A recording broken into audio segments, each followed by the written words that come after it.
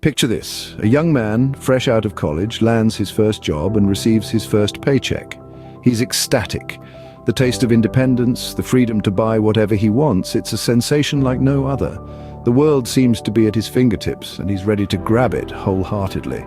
So, he does what any young person might do when they first encounter this newfound freedom. He spends. Not on the mundane things like groceries or utilities, no. He spends on luxuries, on things he's always wanted but never had the money to buy.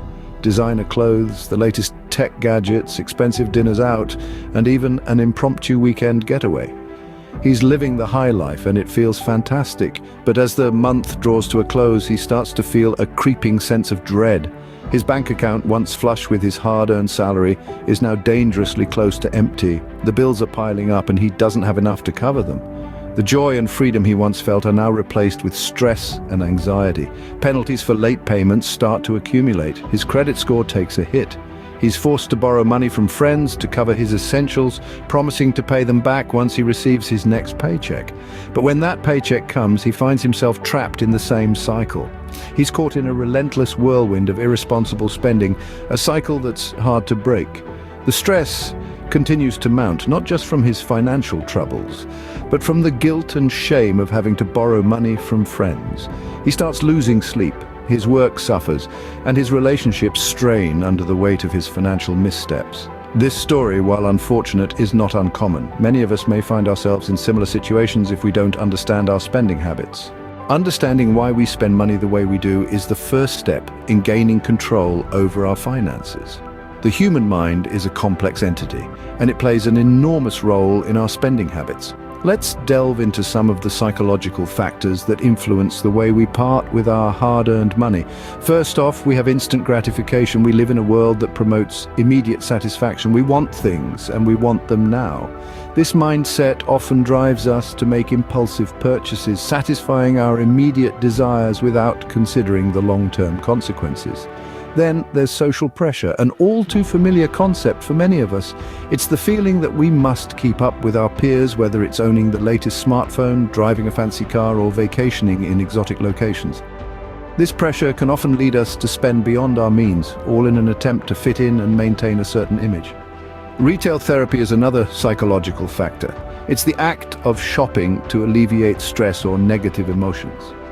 It's temporary, of course, but in the moment, buying something new can make us feel better. The danger lies in the fact that this temporary high can lead to a cycle of overspending. Finally, there's the illusion of wealth. This is when we overspend to give off the impression that we're wealthier than we actually are. It's a facade, a mirage, that can lead to financial instability as we try to maintain a lifestyle we simply cannot afford.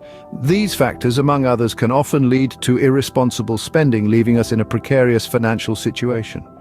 It's crucial to recognize these patterns and understand the psychology behind them. Knowing the why behind our spending can help us make more informed decisions and ultimately break free from harmful financial habits. So, as we navigate our financial journey, let's strive to understand not just where our money goes, but why it goes there. Our spending habits don't form overnight. They're a result of a complex interplay of factors. Much like our personalities, our spending habits are a tapestry, woven from various threads of influence, each contributing to the unique pattern that is our financial behavior. One of the most significant threads in this tapestry is our upbringing. From a young age, our financial attitudes are shaped by the spending and saving habits of our parents.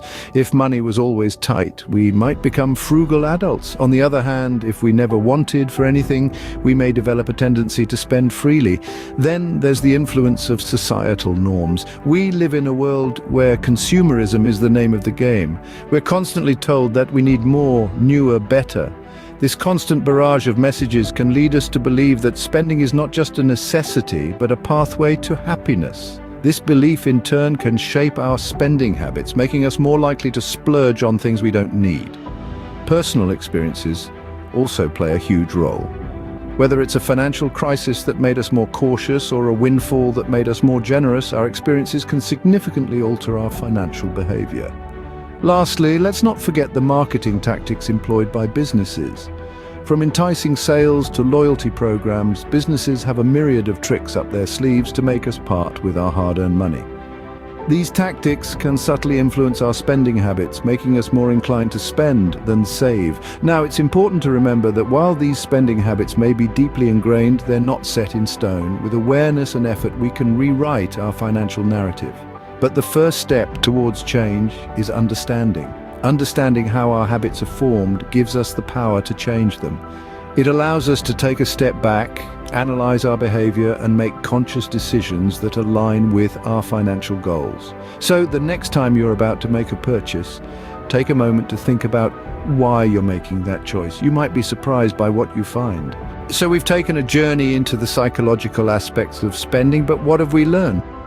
We've delved into the repercussions of reckless spending, which can lead to a cycle of debt, stress, and financial instability. It's not just about the money, but the impact it can have on our overall quality of life. We've peeled back the layers on the psychology behind spending habits. We've discovered that our relationship with money often stems from deep-seated beliefs and emotions. We spend to fulfill needs, to express who we are, and sometimes to cope with negative feelings. And we've explored how these spending habits are formed. They are not innately born, but rather shaped by our experiences, our environment, and our upbringing.